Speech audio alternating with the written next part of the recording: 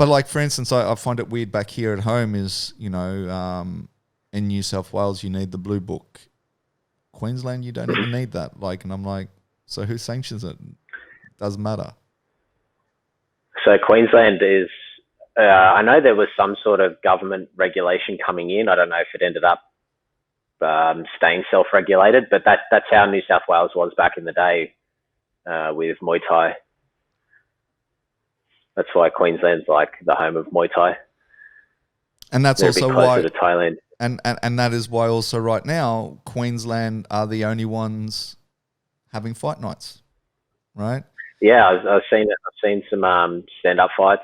I haven't seen any MMA ones. I'm not too sure about that, but yeah, they've started doing shows. I know the Combat Sport Authority's still saying no in New South Wales, and it's like promoters, fighters. Like my trainer Paul has a boxing ring that he hires out. It's hurting the whole industry. So they hurt the whole industry in 2015 when they told us we had to wear headgear and there's no shows and we've got to reapply, and all the sanctioning bodies had to reapply. It hurt everyone then, and now this COVID's hurting everyone again now. But it makes no sense because, as I say, I just kind of feel like the Combat Sports Authority just want to take a holiday right now. That's how I honestly feel about it. And the reason I say that, right, is, look, we're coming to the back end of our football season, right? They're now allowing crowds back on. So it's not even like playing with no crowd. So you've got like these football stadiums right now with 18,000 people drinking beer, carrying on, and that's fine, but we can't have a fight night, right? And to the point, my coach was meant to have a finale fight night last weekend, and he tried. He looked at every avenue. Like he was thinking about moving the fight card all the way up to Queensland to get it across the line, but he couldn't do that because can't get over there because the border's shut, so we can't actually physically go over, right? So, and then he was like, looking, what if we go to Canberra, the ACT, see if they have a different rule set and stuff. But it makes no sense because the program that he runs, which I don't know if you're familiar with, is the Winter Warrior program, right? So the whole presumption there is you get these people in and they train to, it's kind of like, I guess, like the Ultimate Fighter house, right? So, except they're not actually living together, but they train together for 6 months. And at the end of the 6 months, they put on a finale night. They match these people off and you're fighting. So you actually know who you're fighting. Now, the weird thing with that is they were allowed to, I mean, obviously there was a couple of months of lockdown where gyms had to close, but since then they've reopened.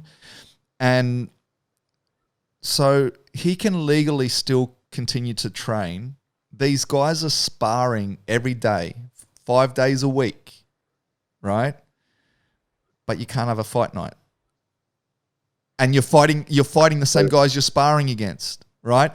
And if anything, I think the sparring's got more risk because in the mornings you're switching sparring partners. So you might in the one session spar against like 5-6 different people. When you're fighting, you're only fighting the one, right? And so we originally thought, like, is it the crowds? And because normally they get like, 6, 7, 800 people. But as I said, the football's allowed to have 18,000.